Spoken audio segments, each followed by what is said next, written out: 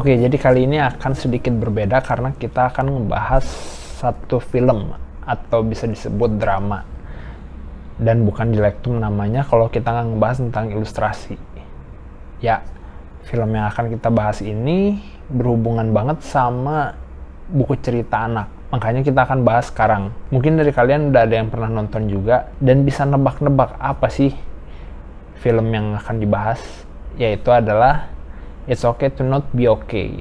Dan ini adalah drama Korea. Ya sebenarnya drama ini udah muncul beberapa bulan yang lalu, tapi aku baru sempet nonton dan baru bisa bahas sekarang. Dan buat kalian yang belum pernah nonton dramanya ataupun pengen nonton dramanya, bisa nonton di Netflix. Nah nanti aku akan ngebahas beberapa hal kenapa aku suka banget sama drama ini. Dan sebelum masuk ke alasan-alasannya, aku mau ngasih tahu dulu sinopsisnya buat yang kalian yang belum pernah nonton supaya ada bayangan filmnya ini seperti apa. Kalau ada kesalahan dalam penyebutan nama harap dimaklumi karena aku ini bukan orang Korea. Dan ini adalah sinopsisnya. Ada tokoh bernama Moon Gang Tae dan dia ini bekerja di rumah sakit psikiatris. Bisa dibilang kalau di Indo itu kayak rumah sakit jiwa. Nah, dia ini punya kakak yang bernama Moon Sang Tae, dan Moon Sang Tae ini punya autism, dan mereka ini kerjaannya pindah-pindah kota setiap setahun sekali. Dan ceritanya dimulai waktu mereka udah tinggal di satu kota hampir setahun. Nah lalu mereka ketemu sama tokoh utama wanitanya, yaitu Kim Moon Young. Dia ini penulis buku cerita anak, tapi dia ini punya kelainan jiwa, yaitu punya jiwa antisosial. Setelah mereka bertemu, terjadilah konflik dan drama. Dan di situ ceritanya dimulai. Sinopsisnya sampai situ dulu aja. Dan buat yang belum nonton, lebih baik kalian nonton dulu. Karena di kedepannya ini, nanti aku mungkin akan bahas beberapa ceritanya dan bisa jadi spoiler untuk kalian. Jadi lebih baik kalau misalnya kalian belum nonton, tonton dulu dramanya, baru nonton lagi ke channel ini. Nah, sekarang kita akan bahas beberapa alasan kenapa aku suka banget sama drama ini. Yang pertama adalah tema. Ya ini adalah alasan yang paling jelas karena aku sendiri ini nggak suka sama drama Korea. Karena memang bukan pecinta Korea gitu, jadi emang nggak suka nonton Korea. Film pertama Korea yang aku tonton aja itu kayaknya Parasite deh. Dan itu pun karena kata orang rame. Nah, ini adalah drama pertama yang aku tonton. Kalau Parasite kan itu film, kalau ini adalah drama pertama yang aku tonton karena aku mendengar dari orang-orang katanya, oh ini ngebahas tentang buku cerita anak, jadi makanya aku langsung pengen nonton dramanya. Ya sebenarnya tema buku anak ini bukan tema besarnya karena tema yang sebenarnya itu adalah psikologi. Tapi hal ini menjadi menarik karena ada psikologi dan juga ada buku cerita anak yang digabungkan menjadi satu dalam satu film ini. Dan kedua hal ini adalah hal yang aku sukain. Ya selain aku suka gambar, aku juga memang suka psikologi. Dan karena film ini berasa relate banget sama kehidupan aku, makanya aku penasaran buat nonton filmnya. Psikologi. Di sini memang lebih ngebahas tentang psikologi dan gangguan-gangguan yang ada di dalamnya. Dan yang dibahas ini ada banyak banget tentang gangguan jiwa. Mungkin kayak ini lengkap deh. Ada tentang autis, tentang antisosial, tentang psikopat, fobia, terus ada trauma, ada kesepian, dan pokoknya banyak banget hal yang dibahas tentang psikologi di sini. Terus yang kedua adalah temanya buku anak. Jujur aku jarang banget nemuin cerita-cerita tentang ilustrasi ataupun tentang dunia buku anak. Kayaknya ini film pertama yang aku tonton dengan tema itu. Kalau kalian pernah nonton drama lain atau film lain yang membahas tentang buku anak, coba tulis di kolom komentar supaya mungkin nanti aku juga akan tertarik buat nonton. Nah buat yang pernah nonton film ini, kalian pasti tahu meskipun yang dibahas tentang cerita anak, tapi cerita anak yang dibahas di sini tuh bukan cerita anak yang cheerful ataupun dongeng-dongeng seperti di Disney, tapi ini tuh lebih cerita anak yang mengarah ke dark gitu, seperti cerita-cerita dari Grimm Brothers yang sebenarnya itu adalah cerita dark, tapi itu dongeng buat anak-anak. Kayak cerita asli Cinderella yang kakak tirinya itu motong kakinya supaya kakinya itu muat di sepatu kaca.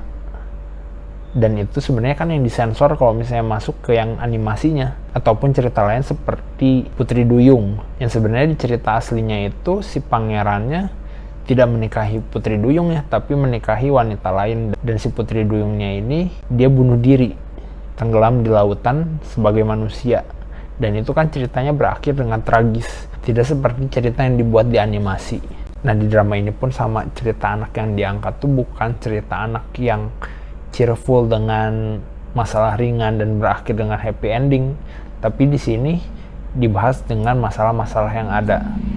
Tapi memang terakhirnya juga berakhir dengan happy ending sih. Dan yang menarik lagi dari drama ini adalah setiap episode kan itu ada judul untuk per episodenya apa. Nah, mereka itu mengambil judul-judul dari buku cerita anak untuk dijadikan judul per episodenya. Jadi di episode 2 itu misalnya cerita tentang anak perempuan dan sepatu merah, terus di episode berapa ceritanya tentang yang lain lagi. Dan setiap episodenya itu sampai akhir dia konsisten ngambil dari judul-judul buku, entah bukunya yang dari luar film, dari luar drama, ataupun dari yang dalam dramanya. Karena di dalam dramanya sendiri tuh ada buku-buku yang original mereka buat. Nah, kedua tema ini kan digabungin jadi satu, dan itu yang membuat aku menarik banget. Mungkin kalau orang lain bilang, ini membahasnya tentang psikologi, buku anaknya mah cuma selingan doang. Tapi nggak juga sih, menurut aku ini tema buku anaknya lumayan kuat. Soalnya selain dari judul yang dipakai buat per episode, mereka juga mengambil perumpamaan-perumpamaan dari ceritanya tersebut. Jadi cerita yang dibuat ataupun dari yang ada. Jadi menurutku si buku cerita anak ini dengan cerita-cerita atau dongeng-dongeng yang ada sebelumnya itu sangat mendukung buat masuk ke dalam tema ini. Dan jadi itu adalah alasan pertama kenapa aku suka drama It's Okay to Not Be Okay. Dan alasan kedua aku suka sama drama ini adalah karena karakter yang kuat. Aku pernah sempat bikin video tutorial bagaimana cara membuat karakter, dan biasanya semakin berat masalah yang dihadapin oleh karakter atau latar belakang yang dimiliki oleh karakter, itu akan membuat ceritanya ini bakal semakin rame. Jadi kalau ada karakter yang masalahnya biasa-biasa aja, misalkan hidupnya tenang, nyaman, itu ceritanya nggak akan menarik. Tapi kalau misalnya masalah yang dihadapinya kayak repot banget, ribet, butuh jalan keluar yang sangat kompleks, nah itu biasanya membuat ceritanya semakin menarik. Dan di sini juga seperti itu, karena setiap karakternya mempunyai latar belakang yang kuat. Dan tokoh yang paling aku suka yang jelas ya tokoh utama ceweknya, Koo Moon-young. Karena dia ini terlepas dari parasnya yang cantik, di drama ini tuh sifatnya tengil banget dan aku seneng ngeliatnya. Dia yang egois, yang suka ngomong kasar gitu, yang suka sumpah serapah. Terus memang karena dia juga antisosial, jadi ini membuat karakter utamanya sendiri tuh menarik. Terus dibahas juga bagaimana permasalahan kehidupannya yang membuat dia seperti ini, dan latar belakangnya kenapa dia selalu sendirian dan kesepian gitu. Terus tokoh utama prianya juga karakternya kuat. Si Moon Gang-tae ini dia emang karakternya dewasa, karena emang dari kecil kan dia ngurusin kakaknya yang autis. Tapi dia juga sebenarnya punya sisi kekanak-kanakan yang pengen bebas dan butuh cinta. Terus kakaknya si Moon Sang-tae yang mengidap autis, dan dia sendiri punya trauma karena ibunya dibunuh di depan matanya sendiri. Nah, dari ketiga tokoh utamanya itu sendiri aja mereka udah punya masalah latar belakang yang kuat. Ditambah lagi dengan karakter-karakter sampingannya, yang karakter-karakter pendukung atau pendampingnya itu dibuat nggak sekedar asal jadi, karena mereka sendiri berpengaruh dalam ceritanya. Kayak ibunya Namjuri ataupun kepala rumah sakit yang kalau misalnya kita lihat sebenarnya itu adalah tokoh yang sampingan banget, tapi mereka punya peran yang cukup besar dalam film ini, dan mereka yang selalu ngedukung karakter-karakter utamanya karena mereka di sini menjadi karakter orang yang bijak gitu. Dan itu adalah alasan yang kedua, karena karakter yang kuat. Dan alasan ketiga aku suka drama ini adalah karena penulisan ceritanya. Penulisannya ini menarik banget. Mungkin memang di awal-awal ceritanya, di episode-episode pertama, itu aku ngerasa kayak pace ceritanya lambat banget, dan konfliknya belum kerasa apa-apa. Kalau teman-teman aku bilang itu ceritanya biasa aja, mungkin aku nggak akan nonton sampai habis. Tapi karena orang-orang bilang ini filmnya rame banget, jadi makanya aku berusaha nerusin gitu. Meskipun kayak di episode 1, aduh ini apa sih, ceritanya kok gak kerasa gitu. Tapi begitu nonton episode-episode selanjutnya, baru tahu, oh ternyata di episode 1 itu pengenalan untuk masuk ke episode-episode selanjutnya, dan kita jadi tahu alasan-alasan dibalik yang episode pertama itu.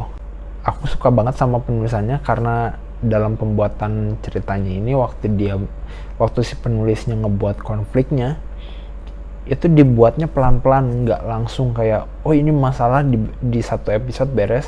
Jadi pelan-pelan kayak kita itu dikasih spoiler buat masalahnya yang belum dibahas, dan itu baru dibahasnya di episode belakang-belakangnya. Contohnya kayak yang di episode tengah-tengah itu ada permasalahan contoh di episode pertengahan, di episode tengah itu aku lupa episode berapa ya, antara 7 atau 8, itu ada bahasan tentang malam-malam di rumah sakit jiwa itu ada suara wanita bersenandung. Nah itu cuma dibahas sekilas aja, bukan sampai yang dibahas detail. Makanya membuat orang juga penasaran kan, ini sebenarnya mau ngebahas tentang apa sih. Ternyata begitu di episode terakhir baru dibuka, ternyata itu berhubungan ceritanya sama tokoh utamanya yang perempuan. Dan nggak berhenti sampai di situ aja, dan itu tuh dilanjutin lagi sama plot twist di akhir yang bikin kaget lagi. Itu ada nggak cuma cerita tentang kisah cinta dari tokoh utamanya aja, tapi ada cerita-cerita lain juga yang menarik yang dibahas, kayak keluarganya. Karena di sini juga ngebahas kuat tentang kisah dari persaudaraan si Moon Gangtae dan Moon Sangtae. Ini kelihatannya kakak beradik yang menurutku sangat-sangat ideal sih. Terus tokoh-tokoh figurannya juga dibahas latar belakangnya, khususnya yang pasien-pasien yang ada di rumah sakit jiwa itu. Dikasih tahu kenapa mereka bisa jadi kayak gini.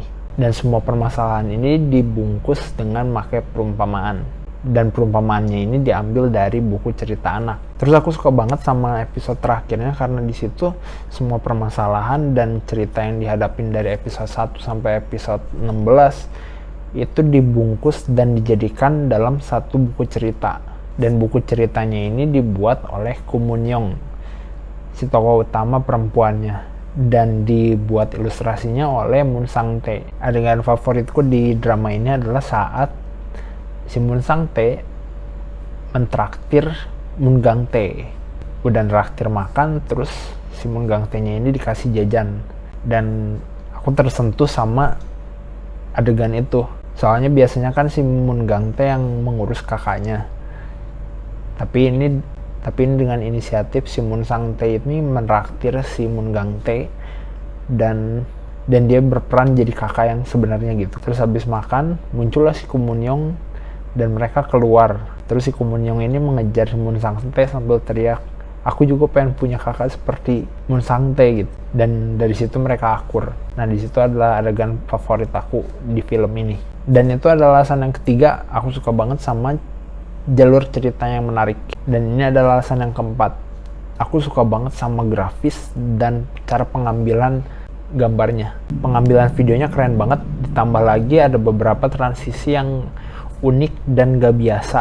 Jadi transisinya biasa kan kalau di drama-drama Korea itu kayak cuma transisi ganti gambar ataupun yang biasa. Tapi di sini tuh ada beberapa scene yang transisinya ini dibuat dengan secara matang dan unik sekali. Jadi kalau nonton drama ini kayak dimanjain aja matanya gitu, ditambah lagi sama color gradingnya yang keren banget. Karena dia ini kayak make color grading yang sinematik, jadi berasa kita kayak nonton bioskop aja. Dan yang paling wah menurut aku adalah animasinya. Jadi di beberapa episode itu ditambahin ada animasi-animasi yang dibuat.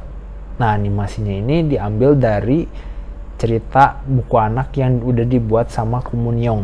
Dan kalau kita pikir kan mungkin animasi dan gambar video biasa itu digabungin akan terasa mengganggu gitu, akan terasa aneh. Tapi di drama ini tuh enggak. Si animasinya ini sangat mendukung dan ngeblend banget. Jadi kayak di episode 2 itu ada animasi yang tentang promosiin bukunya si Koo Moon Young.